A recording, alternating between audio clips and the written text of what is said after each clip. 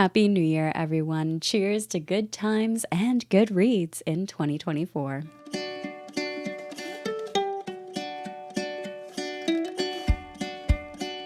Hi everyone, my name is Kayla and welcome back to Kay's Hidden Shelf where we talk about books. Today we're going to be looking back at the best of 2023 for my reading. Now, I actually didn't do a top 10 or a top 5 or a top anything, not even a best of for last year's reading. I really just struggled with picking them. I really don't like lists and I don't like picking which books go above which ones because at the end of the day, I had a great read with so many, and how do I put one over the other? I struggle with it, especially when they are all so different from one another. So this year I figured I'd do a best of list. There's no real reason or structure to this list. There's no 1, 2, 3, 4, 5. It's just the books that I enjoyed in no particular order, the reasons why I enjoyed them. But I also wanted to do a couple of other categories to highlight some of the audiobook narrators, their performances that really stood out to me, as well as some fantastic covers from books published in 2023. First, let's take a quick look at my reading from 2023. In Goodreads, it says I read 55 books, I think, and that doesn't include 3 beta reads I did in the background. Now, while I try and track my books, and yes, I do put a goal in Goodreads, I actually don't expect to reach that goal every year, so I am just surprised as anyone that I've reached that amount of books, and I'm just happy that I was able to read so much. I also mostly read fantasy last year, and my most read author was Patricia Meredith. So with that out of the way, let's dive into what books made my best of for 2023. And again, this is in no particular order. So first up is Hills of Heather and Bone by K.E. Andrews. This should surprise no one. I absolutely adored this book so much that I bought it in 2 separate editions. This is a standalone Scottish-inspired fantasy that follows a married couple and their spiteful chicken. It features a necromancer, plant magic, and so much more, with lore and an incredibly built world. The prose is beautiful, and the way the story unfolds with so much emotional impact is just incredible alongside the plot and action. From everything that I've read in K.E. Andrews' writing, her ability to capture human emotion and convey it to a reader in such a way that is so impactful is incredible to me. From trauma, grief, loss, PTSD, and so much more, there is so much packed into this for emotional impact, and the way it is told is absolutely beautiful. And don't forget, there's also an epic fantasy adventure thrown into that, and that's just scratching the surface. This often reminded me of Naomi Novik as well as Catherine Arden, with a little bit more fantasy involved. Something I appreciated from this as well is that despite it following a married couple in fantasy, it avoids the typical fantasy tropes as well as the typical romance tropes that generally fall around married couples in any kind of book that I've read. So it was wonderful to see a genuine married couple in a fantasy setting that avoided all of the pitfall tropes that I typically don't enjoy. Not to mention that it also blends cottagecore, dark fantasy, and is just wonderfully atmospheric. It's really no wonder why this made my best of for 2023. Next, we have Heliotrope by Palmer Pickering. This one is a chunker, but it is masterfully written. It's a compelling slow burn set within a classical fantasy setting with a really interesting magic system. This story here follows a retired soldier named Telio, who is working as a stonemason at the Queen's castle. While working on a stone mosaic for her, he not only discovers an orphan who was kidnapped from the enemy's side and brought over as a slave, who he ends up taking on as an apprentice, but he also finds himself in the middle of a coup at the castle. While he takes his new family on the run, this story follows them through every moment. This is easily one of my most memorable reads this year. Palmer Pickering did a phenomenal job at giving such humanity to the characters, but also events throughout the book. While this is a slow burn, it's never boring, from high stakes to circumstances they find themselves in, to how the coup impacted neighboring kingdoms is just an incredible journey to go on. I was also impressed by how much attention to detail is put into this, not just in the sense that it's a chunk and detailed in the story, but more of how there is attention to detail in certain aspects or circumstances, how certain scenes you might think play out one way but take a completely different direction. It was just really well plotted, well paced, and how reveals come out, not even just about circumstances, but also the magic system was really well done.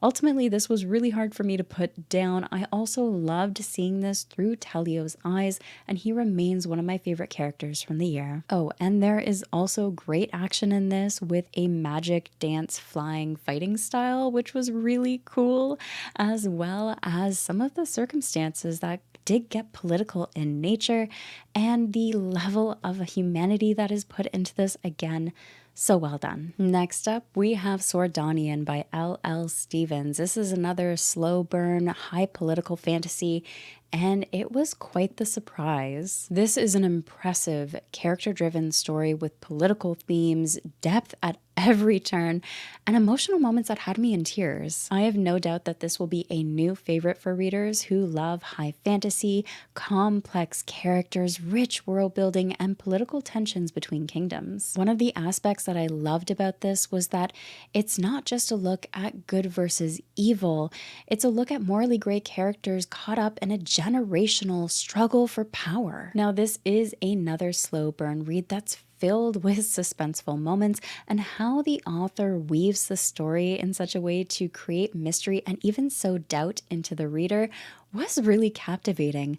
I actually read this over the course of a few months because I really wanted to savor this and to soak up every detail I could. At the end of the day, this is incredibly polished. It is so underrated and deserves far more love. Next is a duo from the same series and should surprise absolutely no one. The Riverfall Chronicles, featuring The Wickwire Watch and The Spider Key by Jacqueline Hagan. I'm putting both in here because I read both this year and they were both phenomenal, and I mean, they're part of the same series, so why not? This is a masterfully crafted story with such charm and intrigue to it. It is steeped in magic, shrouded in mystery, and it quickly caught my heart. Throughout the story, we follow Inkwell Featherfield, who is a young boy and finds himself being chased by ghostly specters. A group of strangers offer to help him, but everyone has their secrets, and Inkwell trusts no one. Part of the reason I love this is just how the story is told. It's wholesome, adventurous, thrilling, and charming. The characters are also incredibly well written. Ink and these side casts are just thoughtfully done. They each have their own genuine feel to them, as well as their own compelling character arcs. While the story feels meticulously plotted, no matter how I thought the story would go, the rug continued to be pulled out from under me, which I love when I'm reading as well. So yes, these two were intoxicating reads. I could not put them down. I believe between the two books here, I read them both in a matter of 4 days back to back. I had such a hard time putting these down. Now, this also blends multiple genres in a way that never felt like they were out of place. It blends gaslamp fantasy, cozy fantasy, as well as murder mystery, thriller, horror, and even supernatural elements. And yes, I am planning to continue with book 3, The Blue Flames, very soon because I cannot wait anymore. I need to know what happens next. So yes, absolutely, this made my best of 2023 list. And of course, Patricia Meredith's Spoke and Clock Tower Mysteries makes this list as well.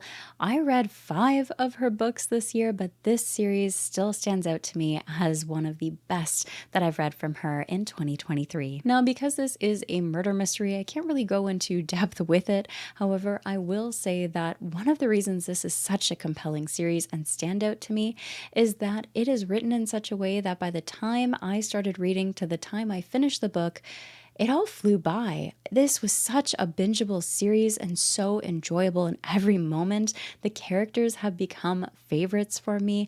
Following them throughout this series has been an incredible journey, and it feels like coming home at this point. Not to mention, the mystery always felt like a twist or a turn at some point, and by the time I finished one book, I was ready to jump into the next one. There was so much that's compelling about it. Even though it is a murder mystery and there's some thrills in here and twists and turns, it also has some wholesome moments that allows you to get more invested with the characters as well as the story. And finally, I have a trilogy, and yes, I'm putting the whole series here because I don't think I can just pick one out of this. Really, the whole trilogy makes it for me, and that is the Tide Child trilogy by R.J. Barker. This is a nautical fantasy unlike anything I've read. While we follow Joran Twiner's perspective throughout the entire trilogy, this felt like a mix of his story as well as Lucky Me's. And because this is told only through Joran Twiner's perspective, it makes for a really compelling way to experience both characters' stories. This really is a character-driven story that still features action and high stakes, the meaning of legends and what they can do to a person, and so much more. This is one of those series that grew on me the more I read, and one of those reads where you didn't really realize you were that invested until things started to go down. The world is incredibly rich, the characters have such personality, their dynamics are incredibly captivating, and I got invested really quick. This is going to be a series I would love to come back to. The way it's all woven together and the prose is just beautiful. There are even some shanties and songs in this, which I personally loved, and the performance for the audiobook was well done. Honestly, there are so many incredible reads that I had throughout this year. These are just some of them. I really can't add all of them because we would be here all day, but these are some other ones that I thoroughly enjoyed and I really recommend you check out as well. Let's talk about audiobook performances because I listen to a lot of audiobooks as well. My preference and style of reading is immersion reading, where I listen to the audiobook as I read an ebook or a physical copy. This to me just enhances the experience. It allows me to visualize and remember more of the story. But it's just my favorite way of reading, and there have been some incredible performances that I want to highlight from 2023. Something I want to clarify before we dive into this is that you will see some familiar titles from ones that I've already mentioned in my best of reads. The reason they're on this list as well is because the narrators themselves did a phenomenal job with their performances and deserve to be recognized as well. First up is Rebecca Cook from the Spokane Clock Tower Mysteries by Patricia Meredith. This performance from her blew me away. I often forgot this was a solo performance from one narrator because the characters' voices all felt so unique, even across the genders, that I just forgot there was only one narrator. Next is Wayne Farrell, who has narrated the Riverfall Chronicles as well as Wistful Ascending by J.C.M. Byrne. He has also narrated several other titles, I believe over 100, and there's a good reason for it. Wayne Farrell clearly has such passion for what he does because it comes through in his performance.